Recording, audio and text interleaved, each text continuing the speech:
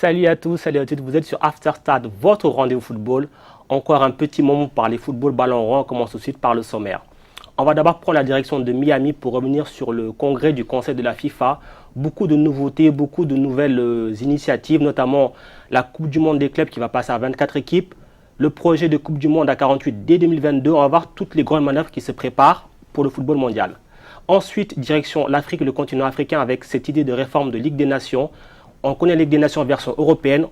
La CAF est déjà en projet, en train de réfléchir pour sa version africaine pour la Ligue des Nations. À voir quelles seront les conséquences et les enjeux derrière tout ça.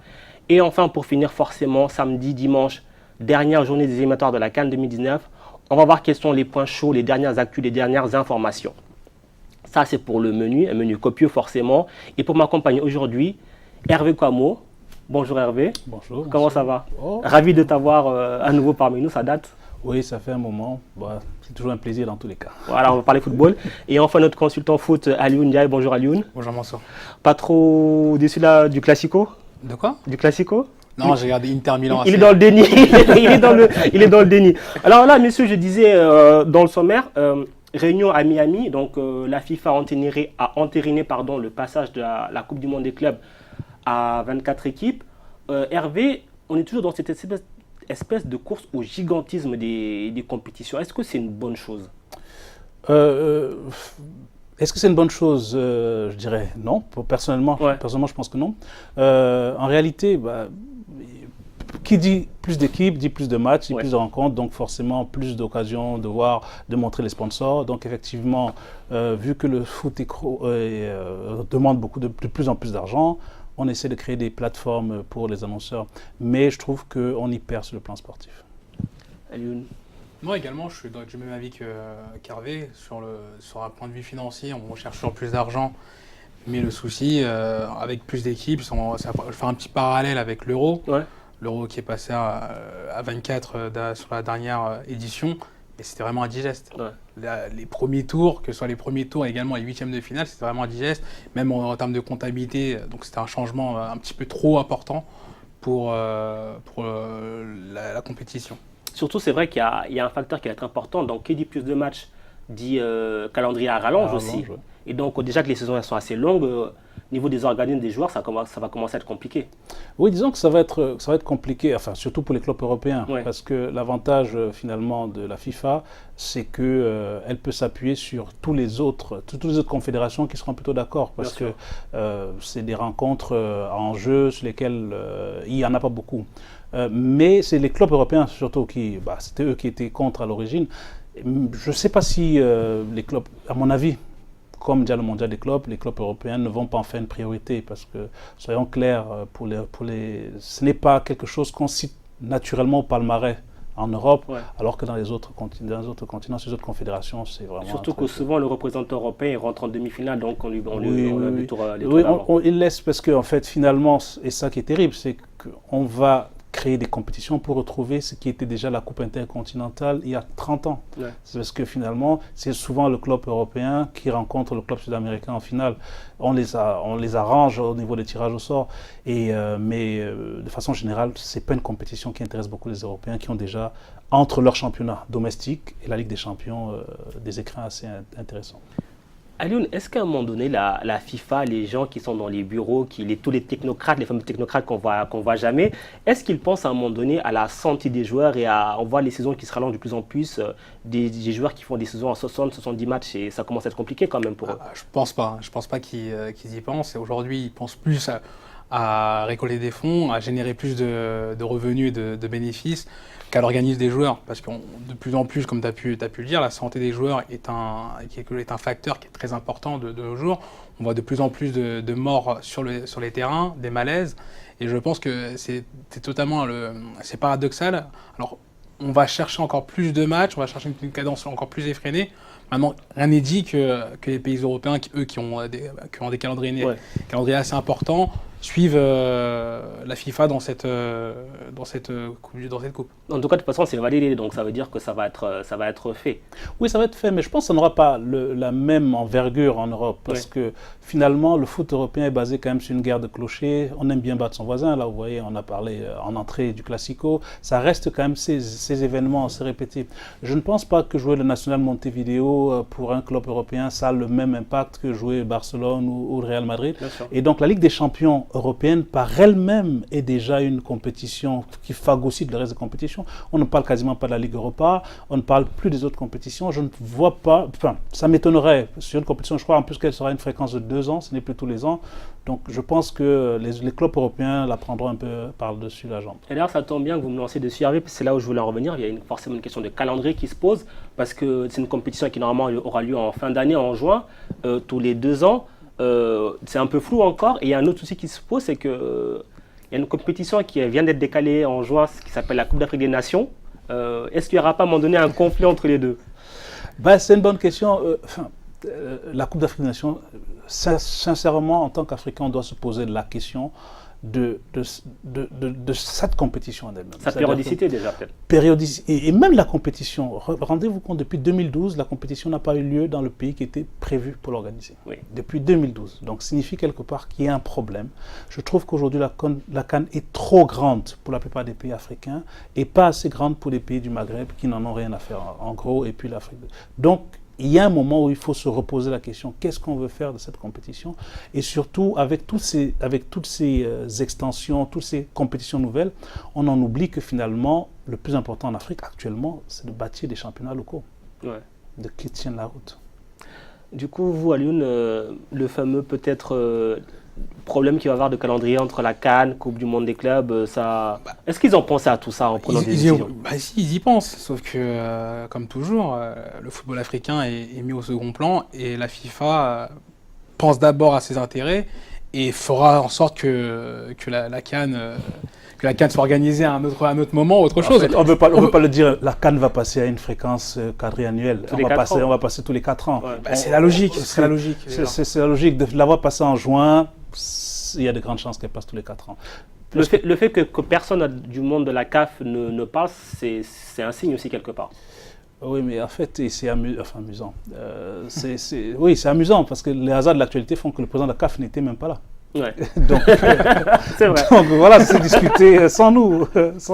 Parce qu'un représentant n'aura jamais la même force que le président lui-même. Bien sûr. Donc effectivement, on décide comme souvent et puis on va prendre le train en marche.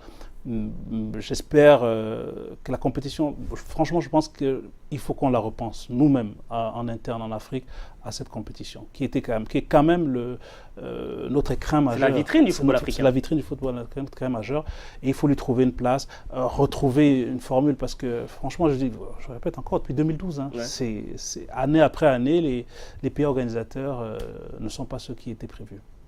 Alors, messieurs, après la réforme de la Coupe du Monde des clubs, il y en a une qui a été validée, qui n'est pas encore officiellement en tout cas, c'est sans doute le passage à 48 équipes dès la Coupe du Monde 2022 au Qatar. Alors, moi là, ça m'a fait beaucoup rire parce que ça ne vous rappelle pas un cas de figure qu'on a vu récemment avec la CAN, le Cameroun, le passage à 24? Oui, c'est particulier quand même. Ça ressemble. Mais après, je pense aussi que le Qatar, à la différence du Cameroun, ils ont une plus grosse force, que ce soit une manne financière déjà pour commencer. Attention, ils n'en veulent pas. Comment? Eux, ils n'en veulent pas. Ils n'en veulent pas. Mais qui en voudrait déjà? Non, mais 48 équipes, ça veut dire 80 matchs. Ouais. 80 matchs, c'est énorme. Donc, 48 équipes qu'il faudrait loger déjà pour commencer. 48 équipes qui vont venir s'installer, donc loger, nourrir et tout ce qui suit également, surtout dans un petit pays comme le Qatar, c'est impossible. Donc l'idée de Gianni Infantino de dire que les pays frontaliers, les pays voisins pourraient accueillir également d'autres matchs, et c'est impensable. La guerre d'influence entre l'Émirat et le Qatar. Là voilà, justement, il y a une question vraiment géopolitique parce qu'on sait qu'actuellement le Qatar est isolé par ses pays voisins. Là, on va sans doute, ils veulent lui imposer de co-organiser, ça va être problématique pour la Coupe du Monde. Oui, c'est un problème. Je ne sais pas pourquoi Gianni Infantino tient absolument à ce que ça passe à 48, surtout qu'il est déjà sûr d'être réélu. Là. Ouais. Donc en réalité, il ne se joue rien pour lui, puisque encore qu'il essaierait de jouer une élection, on se dirait oui, il veut absolument montrer aux différentes confédérations qu'il va au bout de ses idées. Je ne sais pas pourquoi il veut absolument passer à 48 là, parce que je suppose aussi là-dessus que les contrats marketing et télévision ont déjà été vendus, parce que je veux dire quand même, on est à 3 ans de la compétition. Je pense que ça a déjà été fait. Donc après, c'est vrai que sur le plan géopolitique, c'est quelque chose.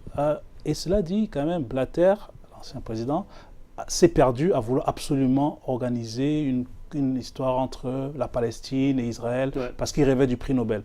Donc en fait, je pense que des fois, il faut que le foot reste le foot et qu'on laisse un petit peu ces questions géopolitiques. Est-ce que c'est pas ça le problème? Est-ce qu'on n'est pas trop dans l'aspect politique? On sait souvent qu'on compare Gianni Infantino à un chef d'État tellement il est puissant, il est reçu partout. D'ailleurs, quand il se déplace, il est reçu par des chefs d'État. Ah non, clairement, ça dépasse le football maintenant, que ce soit la FIFA ou surtout la FIFA qui a un tel poids par rapport à ce qui génère en termes de manne financière, mais également en termes de poids, en termes de prestige. La FIFA, je pense que Gianni Infantino, il est plus connu que certains présidents africains dans le monde. Certains présidents même européens, je sais pas la présidente ukrainienne. Voilà. Je la connais toujours pas. Non, mais c'est vrai. Mais alors, juste, imaginons maintenant un cas de figure, parce qu'on sait que là, le conseil de la FIFA a validé la recommandation pour le passage à 48. Qu'est-ce qui va se passer si le Qatar dit « Ah ben non, nous, on ne veut pas à 48 » ce serait une figure assez intéressante, parce que là, à ce moment-ci, il est hors de question de retirer la compétition au Qatar. Bien sûr. Donc, ce serait intéressant de voir. Après, il faudrait regarder sur le plan légal ce qui est prévu, ce qui n'est pas prévu, parce que c'est vrai que pour l'instant, je pense que c'est quand même quelqu'un qui vient du droit. Donc, a priori, s'il avance, c'est qu'il sait sur quoi il compte. Sur le plan légal, il doit avoir des subtilités. Après... Récemment, on a vu des gens venir du droit pour faire des arrangements. C'est quand même particulier, parce que imaginons que, vraiment, à Lyon, le Qatar refuse, on ne va quand même pas leur retirer la Coupe du Monde. J'ai failli dire la CAN. Je ne vois pas, en tout cas, la FIFA retirer la CAN au Qatar. La Coupe du Monde, tu vois. La Coupe du Monde. Voilà. On a souvent l'habitude que ce soit la CAN qui soit retirée. Mais de parler de la Coupe du Monde, là, c'est vraiment difficile. Je ne l'imagine pas en tout cas, je ne l'imagine pas avec tout ce qui a été, toutes les polémiques qu'il y a eu par rapport au Qatar, ça serait un pied de nez au Qatar de la FIFA de leur enlever en tout cas, ça serait surtout avec tout ce qu'ils ont fait, les droits ont déjà été vendus à Bein. Oui, mais ce n'est même pas possible, parce que vous imaginez un petit peu toute l'économie qui a été mise en route. Parce on a construit des stades, on a construit... et je veux dire qu'en fait, la Coupe du Monde, c'est depuis le Brésil. Tout est axé là-dessus. C'est une zone qui n'a pas encore eu la Coupe du Monde. On ne peut pas la retirer, ça c'est sûr. Maintenant, la question c'est de savoir comment est-ce qu'on va les obliger à coopérer avec les voisins. Ouais. Parce qu'en réalité, je ne pense pas que le Qatar puisse accueillir les 48 équipes sur son terrain, sur sa surface. C'est compliqué parce qu'en plus des 48 équipes, il y a les officiels et les supporters. Parce que la Coupe du Monde, contrairement à la CAN, génère du mouvement. Donc, ce sera là. Moi, je pense qu'ils vont plutôt essayer de négocier pour que, au moins peut-être en termes de facilité de visa, pour que peut-être des équipes soient logées dans des... parce qu'à mon avis, les matchs, si la compétition passe à 48, le Qatar va vouloir que tous les matchs se déroulent sur son territoire. Forcément. Messieurs, on va revenir sur le terrain et l'aspect jeu, avec cette course au gigantisme des compétitions. On a vu l'Euro qui passe à 24, la Coupe du Monde qui va sans doute passer à 48, la Coupe du Monde des clubs à 24, la CAN à 24. Est-ce qu'on n'est pas en train de tuer le jeu? En fait, je veux dire par là, on voit plus de matchs, mais sans doute moins de football quelque part. Pas tuer le jeu. Je ne suis pas d'accord quand tu dis tuer le jeu. Oui. Mais en tout cas, ce qui est sûr, il y aura un nivellement vers le bas. On s'ennuie quand même dans certains matchs. On s'ennuie déjà. Sur les premiers tours. On s'ennuie déjà. Si on ne supporte pas l'équipe, on a beaucoup de mal à regarder ce genre de match. Ouais. Quand, que ce soit l'Euro 2016, c'était horrible. Le premier tour était horrible. Mais tous les euros également, les précédents euros, il y a des matchs, on a très peu de matchs références sur les premiers tours. Les euros à 16 étaient. Les euros à 16, j'ai trouvé. Il fallait rentrer très vite dans le sujet. Il y avait quand même des équipes qui étaient checkpoint comme toujours. Oui, mais il y a toujours deux gros à l'euro. Il y a deux gros dans le même groupe. Oui, parce que l'euro c'était 16. L'euro c'était quasiment tous les pays européens qui étaient qualifiés pour la Coupe du Monde. Parce que l'Europe avait 13 pays pour la Coupe du Monde et 16 pays pour son championnat. Donc en fait, c'était très, très rapide. Il ne fallait pas perdre de points en route. Ouais, c'était disputé. C'était très disputé dès les premiers tours. Là, effectivement, en passant à 24, on augmente. Mais autant pour l'euro, je peux comprendre, parce que finalement, chaque territoire a quand même une spécificité, une organisation interne. Mais en Afrique, on se retrouve dans des situations où la CAN est tellement chère pour les télévisions que ce sont les États qui sont obligés de la payer. Donc, en gros, finalement, ça se posait la question... Quel est l'intérêt justement pour l'Afrique? Effectivement, et on tue deux compétitions, parce qu'on tue aussi le tour préliminaire, puisque finalement un pays sur deux est qualifié, sachant qu'en Afrique on a toujours des forfaits, encore en raison de problèmes de tension de trésorerie, de guerre et tout. Donc les éliminatoires ne valent plus grand-chose, et la compétition, elle ne commence que finalement en quart de finale, effectivement. C'est vrai que c'est terrible. Et surtout, ça permet à des équipes d'avoir une chance de se rater. Aussi. Regardons le Portugal à l'Euro 2016, a eu la chance de se rater et a terminé champion d'Europe. Ouais. C'est également cette chance-là, ça protège les gros qui seront moins vulnérables vis-à-vis des plus petits. Oui, et c'est vrai que la Formule 24 est exactement comme à 48. Je trouve qu'elle est chiante dans la mesure où avec ces classements des meilleurs troisièmes, on se retrouve avec des possibilités d'arrangement qu'on avait connu en 82, puisque finalement les derniers qui jouent peuvent savoir quel score ils font pour ne pas perdre une chance d'être meilleur troisième. Alors, messieurs, juste avant de finir cette partie, on va s'attaquer à un aspect un petit peu financier parce qu'on a vu que justement, depuis tout à l'heure, on parle de compétition, de budget, etc. Juste alors, pour information, sur la période 2015-2018, quand même, le chiffre d'affaires de la FIFA, c'est 5,65 milliards. C'est énorme quand même, hein. C'est bien au-dessus des attentes.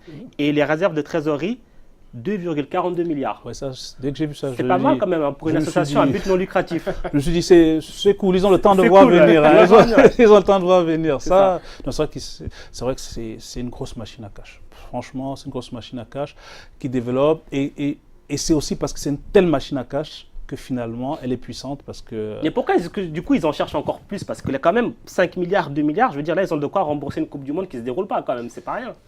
Oui, mais en temps, les joueurs sont aussi en demande. Les salaires augmentent. On est dans une économie qui demande toujours plus. Hein. Ça ne va jamais s'arrêter. Non, ça ne va jamais s'arrêter. Mais après, ça veut dire que quoi, bientôt, dans 50 ans, à faire une Coupe du Monde à combien de pays? Non, mais je pense qu'on va arriver à un moment où ça va s'arrêter de grandir parce que finalement... là, ça grandit. On grandit pourquoi? Parce qu'il y a les pays qui arrivent d'Asie, l'Asie qui arrive, et donc il faut augmenter le nombre de pays participants. L'Amérique est déjà arrivée, donc voilà, c'était la dernière réserve de croissance. Puisque l'Afrique va bénéficier de la croissance d'Asie, je vois mal les Africains demander plus de 10 places dans quelques années, sauf si vraiment...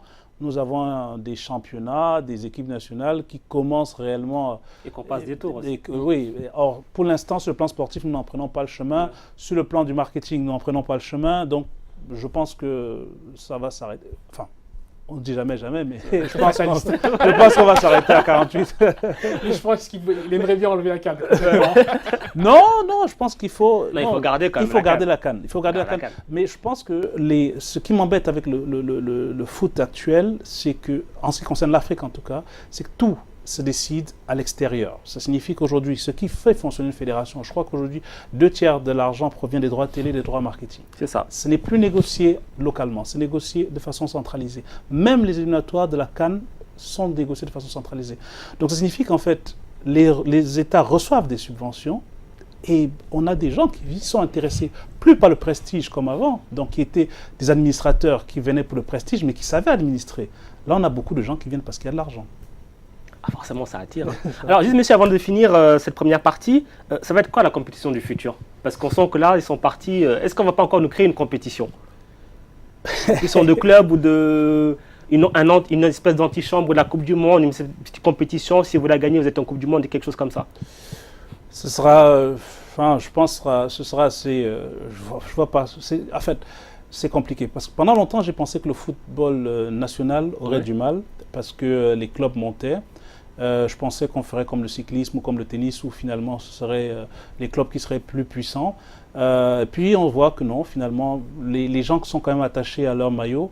Donc peut-être une Coupe du Monde tous les 2 ans. Ouais, ou peut-être aussi une troisième coupe, un retour d'une coupe d'Europe en dessous de la Ligue Europa pour les 5e, 6e. Bah, ils en ont parlé. Ils en avaient parlé. Ouais. Après, ça, c'est l'UEFA qui aimerait faire ça, mais bon, on va pas se mentir, c'est nul. Oui, l'Europa League, d'accord, l'Europa League c'est bien, on aime bien regarder l'Europa League à partir d'un certain moment. Les premiers tours de l'Europa League avec tous les tours qui ont été rajoutés, c'est indigeste, on ne regarde pas ça. Je n'ai pas regardé un club russe contre un club kazakh. Ça intéresse certaines personnes. Oui, mais je pense qu'à une certaine limite, on arrête. Messieurs, on va continuer le débat deuxième partie. On va parler de ce projet de Ligue des Nations africaines dans quelques instants. C'est après cette page de pub.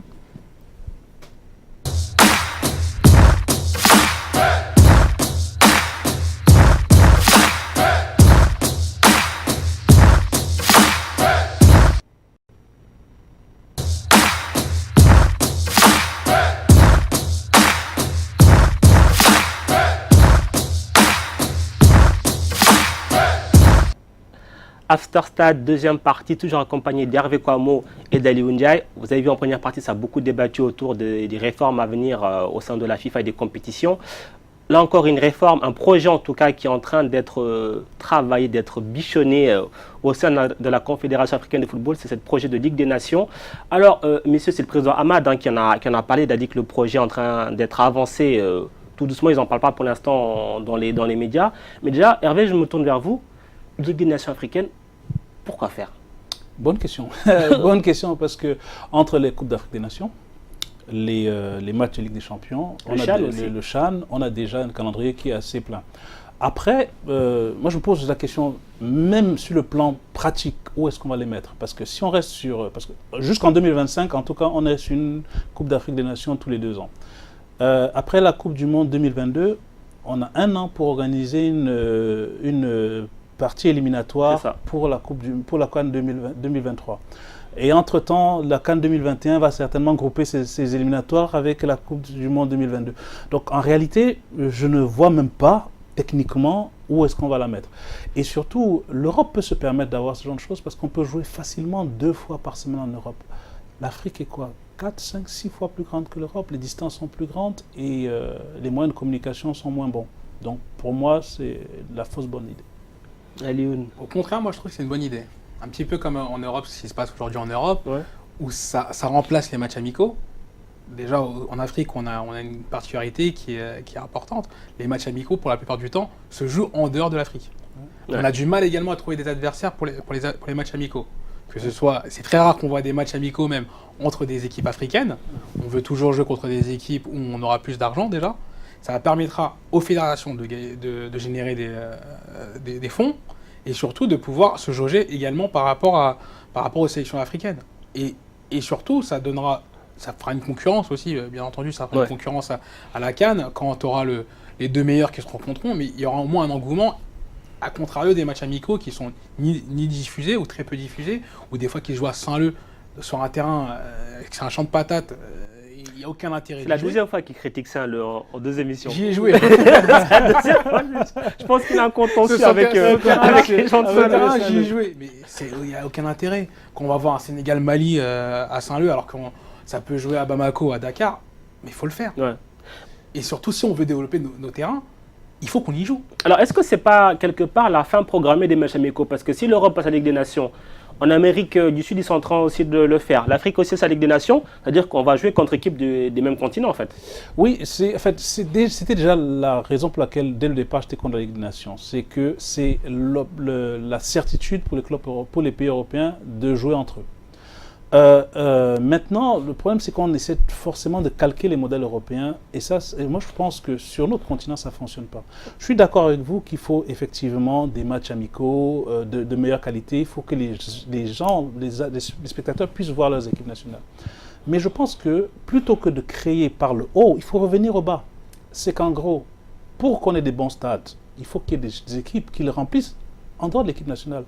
Or, moi, j'ai bien peur que si nous avons des matchs tous les mois, on va dire, qui concernent les équipes nationales, des programmes de formation, des programmes de matchs amicaux, de matchs nationaux, des championnats nationaux vont disparaître. Parce qu'aujourd'hui, on est capable d'avoir une équipe nationale qui gagne une compétition sans avoir de match à domicile, sans avoir de compétition. Bon, je viens d'un pays qui s'appelle le Cameroun, on est bien placé pour en parler. C'est qu'en fait, aujourd'hui, on peut avoir une équipe totalement externalisée. Ouais. Externalisé. Je veux dire, le Cap-Vert est passé en 2 ans d'une équipe inconnue à quart de finaliste de la CAN. Parce qu'il suffit qu'il y ait une génération qui arrive. Je rigole souvent avec des potes en disant peut-être le Rwanda aura une très bonne équipe dans quelques années parce que les enfants dont les parents ont fui la guerre dans les années 90 et qui grandissent en Belgique, s'ils jouent au foot, ils pourront jouer pour le Rwanda. Donc c'est pour ça que je dis, d'accord, les équipes nationales, il y a un intérêt à se rencontre. Mais je pense que le foot africain devrait aujourd'hui repenser au football de club, qui est le vrai vecteur de foot, qui va ramener les gens au stade. Et qui dit aussi football de club, dit CHAN, dit championnat d'Afrique des Nations, ça passe par là aussi, parce qu'on sait que s'il y a cette Ligue des Nations, ça va peut-être retirer le CHAN, pour éviter qu'il y ait moins de compétition. Il y a une grande chance, oui, il y a une grande chance. Après, malheureusement, il y a toujours des... Quand on lance sur des projets comme cela, il y a toujours des avantages et des inconvénients. Peut-être d'enlever la CHAN, ça sera peut-être également pour le foot local, ça sera un inconvénient et ça serait vraiment fort dommageable parce que c'est une bonne compétition et surtout qui permet à des joueurs de se montrer et aussi de pouvoir sortir du cadre du football professionnel. Ouais. Oui. Et c'est vrai, mais c'est pour ça que je dis, nous devons vraiment nous poser des questions. Et je le pense sincèrement, sur tous les pays avec la forte diaspora. Et parce que, en réalité, aujourd'hui, on se retrouve avec des systèmes de formation, de centres de formation ou d'académie, peu importe comment on les appelle. Mais au bout, il n'y a pas de métier pour ces joueurs qui sont formés. Donc, un gamin qui sort à 18 ans, à 20 ans, il peut se retrouver à aller jouer au Liban, en Indonésie, en Norvège. Il sera toujours moins visible qu'un enfant qui a été formé en France, aux Pays-Bas, en Belgique. Et donc, en réalité, nous-mêmes, nous envoyons le message que nos enfants sont moins bons que les enfants formés en France, en Belgique, en Europe. Donc, en réalité, dans 10 ans, les clubs ne feront même plus l'effort d'aller chercher nos joueurs localement. Puisque, en réalité... Ils vont directement puiser les viviers européens. Ils vont puiser directement les viviers européens. C'est ce qui se passe aujourd'hui. Ouais. Mais là, justement, quand on voit la CAF qui calque clairement le modèle de l'UEFA avec ses Ligues des Nations, est-ce qu'à un moment donné, on ne se dit pas, est-ce que du coup l'Afrique, elle n'est pas en train de renier aussi ses spécificités, ce qui fait qu'à un moment donné, quand on disait, voilà, on joue le Ghana, il y a un style de jeu ghanéen, quand on joue le Cameroun, il y a un style de jeu camerounais, etc., quelque part. Non, ça on ne renie pas, c'est juste ce qu'on fait, c'est qu'on est en train de suivre tout simplement les indications de M. Gianni Infantino qui est à l'UEFA, qui a œuvré pour la Ligue des Nations et qui maintenant qui est à la FIFA, qui a réussi, qui a fait élire notamment, qui a contribué à l'élection de Hamad. Et qui était récemment tourné d'ailleurs. Voilà, donc c'est juste, on rend à César. C'est les consignes qui viennent du haut, c'est ça? Oui, bon, c'est vrai qu'il y a un petit peu de ça. Et puis bon, soyons clairs, les spécificités des footballs ont vraiment disparu. En dehors des quelques pays latino-américains qui, avec par exemple la défense à 3, à plat, qui sont des spécificités latino-américaines, finalement, vous savez, pour une équipe nationale, vous avez quoi 4 jours pour préparer les matchs. Il n'y a que pendant les Coupes du Monde, en général, qu'on a plus de temps. Mais ils arrivent, il y a d'abord le travail de réathlétisation parce qu'ils sont fatigués, ils ont éprouvé après une longue saison. Donc en réalité, finalement, les équipes nationales, elles sont plus nombreuses à avoir un style. Peut-être l'Allemagne, parce que l'essentiel de leurs joueurs jouaient localement. Alors, dernière question sur ce thème. Est-ce que cette Ligue des Nations, si elle voit le jour, est-ce que ça pourra aider à élever le niveau du football africain? Moi, clairement, non. S'il y a des matchs qui ont plus d'enjeux, pourquoi? Peut-être, non? Ça ne changera pas nos stades. Oui, mais le disons stade que... changera pas. Non, mais je veux dire par Ça là... changera pas nos dirigeants. Ça ne changera rien. Un peu d'optimisme, messieurs. Juste, laissez-moi finir. Je veux dire par là, souvent, là, un match amical, on va dire peut-être qu'il va être pris à la légère, il y a des joueurs qui ne vont pas venir, il y aura une organisation un peu plus bancale peut-être. Là, on se dit, c'est un match couperé, supposons que ce soit comme la Ligue des Nations européenne, donc forcément avec des places qualificatives pour la CAN, ça va être pris plus au sérieux. Non, mais clairement. C'est ça qu'il faut. C'est ce que je voulais dire par là. Moi, je pense directement au Gabon, par exemple, où des joueurs sont déserteurs. On va revenir après sur le Gabon. Ouais. Les joueurs sont déserteurs. Si c'était des matchs avec vraiment des intérêts, il n'y aurait pas des blessures diplomatiques à chaque rassemblement. Ouais. Il n'y aurait pas des joueurs qui préféraient rester en club ou aller en vacances tout court que de venir en sélection. Et c'est des choses qu'il faut, parce qu'il faut combattre l'absentéisme. C'est comme à l'école. Hein. C'est comme à l'école, quand des personnes ne viennent plus, ils s'absentent régulièrement. Bah, on met un plan d'action pour éviter cela. Et dans le football africain, c'est ça qu'il faut faire, parce qu'il y a trop de laisser-aller et trop du n'importe quoi, des personnes qui font ce qu'ils veulent dans leur sélection. Je pense qu'il faut mettre des directives pour que le football puisse se développer, parce qu'il faut développer le football africain. On a marre d'être les derniers. On a marre qu'on soit toujours montré du doigt sur chaque compétition internationale, qu'on soit toujours montré du doigt. Regardez les histoires de primes, on n'en a pas eu la dernière fois. Donc tant mieux. Mais c'est des choses qui sont trop récurrentes et qu'il faut faire en sorte de développer. Oui, mais j'irais dans le même sens, c'est-à-dire qu'en fait, il faut développer. Moi, je pense qu'il faut penser, et faisons un peu de benchmark. Allons regarder ce qui se passe. Moi, je trouve qu'il y a une belle initiative en basket, la NBA Afrique. Ouais. Je pense que puisqu'il y a de l'argent, plutôt que d'investir encore sur les équipes nationales, peut-être investir sur un championnat même fermé pour l'Afrique avec un gros plan marketing qui va faire que finalement des joueurs auraient intérêt à rester. Parce que vous regardez aujourd'hui un club comme Chelsea, je crois que Chelsea a 60 joueurs sous contrat. C'est ça, un peu plus même, ouais. Donc une grosse partie qui sont prêtés. En réalité, si les mêmes joueurs étaient prêtés vers des championnats africains avec de bonne qualité, ça ferait gagner de l'argent, ça ferait gagner de l'argent au pays, ça ferait gagner des spectacles. Ça, c'est dans longtemps. Ça ferait, oui, mais pour ça, il faut une dynamique. Bien sûr. Or, si on reste sur des championnats, si on reste sur des équipes nationales, on tue le foot local. Et je dis, regardons un peu ce que la NBA a fait. On part de rien du tout et ils vont lancer une NBA Afrique, je crois que c'est dans 3 ans, à un horizon. C'est possible. Il y a quelques clubs, les clubs qui jouent régulièrement avec des champions, on peut en former, inviter d'autres avec des sérieuses garanties financières et infrastructures, ça va faire monter tout le monde. Je le pense. Donc, comme quoi, on va quand même finir sur une note d'optimisme, comme quoi c'est encore faisable. Oui, messieurs, dernier thème de cette émission, donc CAN 2019, donc dernière journée éliminatoire samedi et dimanche. On va connaître les derniers qualifiés pour la compétition qui se jouera donc en Égypte et pas au Cameroun.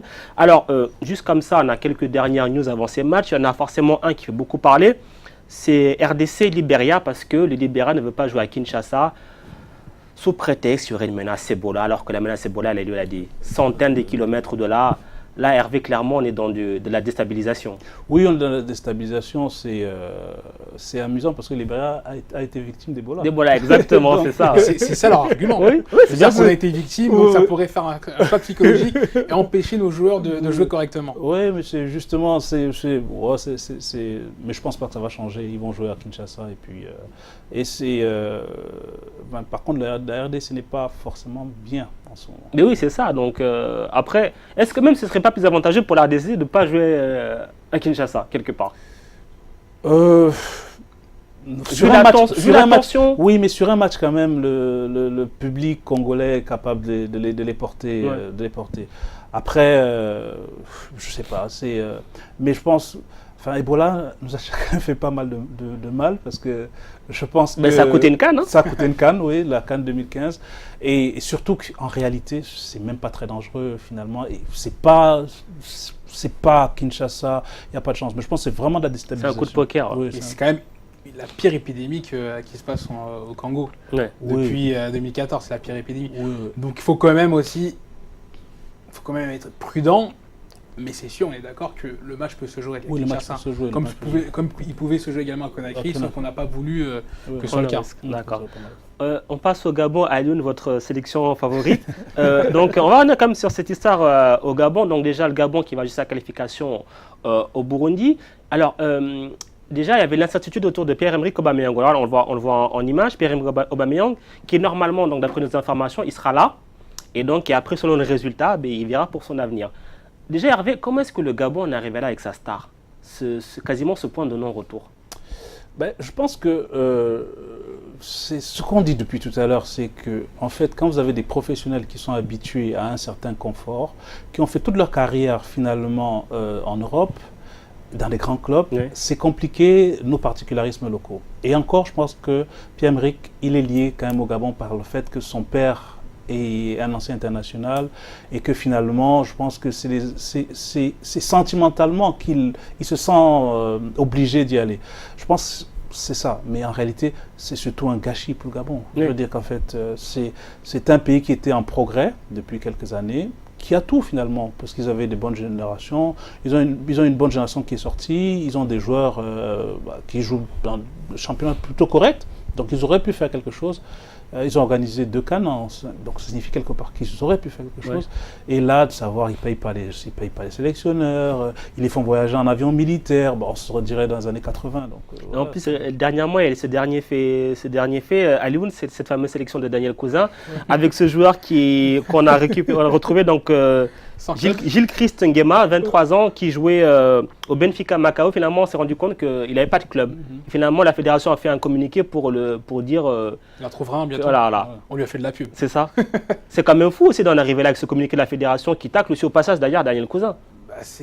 On ne sait pas qui dirige quoi au Gabon et c'est régulier. À chaque fois que je viens sur ce plateau-là, à chaque fois on parle du Gabon, de ce qui se passe au Gabon, dans la sélection gabonaise. C'est le hasard. Hein. Et c'est la résultante aussi, comme a pu le dire Hervé, que des joueurs ont l'habitude de jouer en Europe dans des conditions bien particulières et quand ils arrivent en Afrique, ils sont laissés au dépourvu et livrés à eux-mêmes.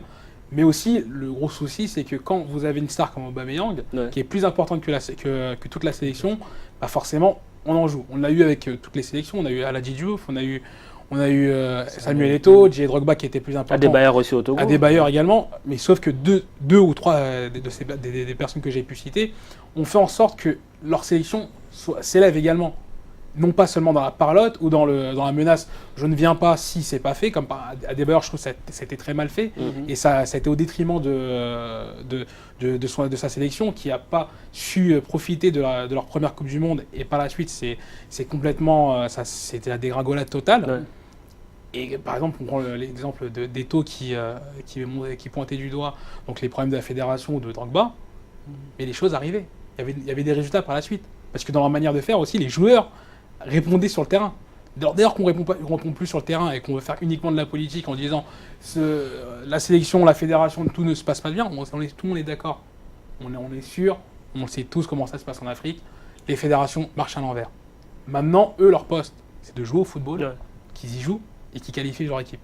Oui, mais je pense qu'aussi, la décharge d'Aubameyang, c'est que son jeu ne se prête pas réellement aux pelouses africaines.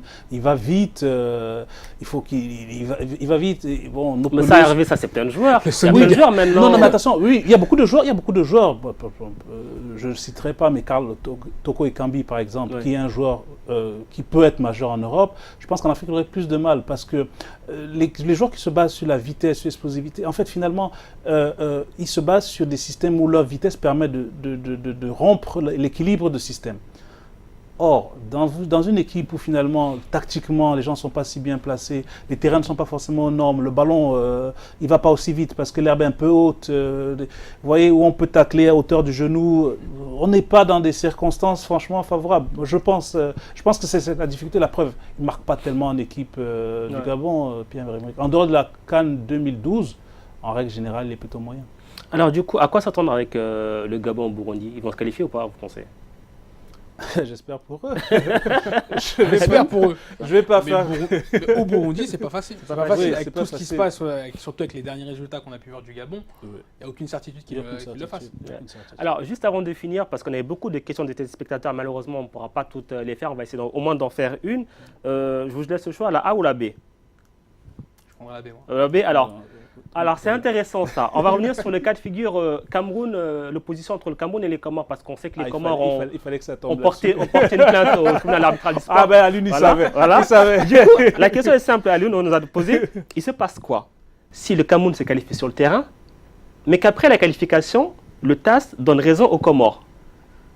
Comme toujours, il y aura des soucis africains. Et... non, mais si le TAS... si le TAS donne raison aux Comores, le Comores se qualifie. Et vous imaginez donc le Cameroun qualifié sur le terrain, ne pas aller à la CAN derrière? Oui, c'est le règlement. Je veux dire, en fait, en réalité...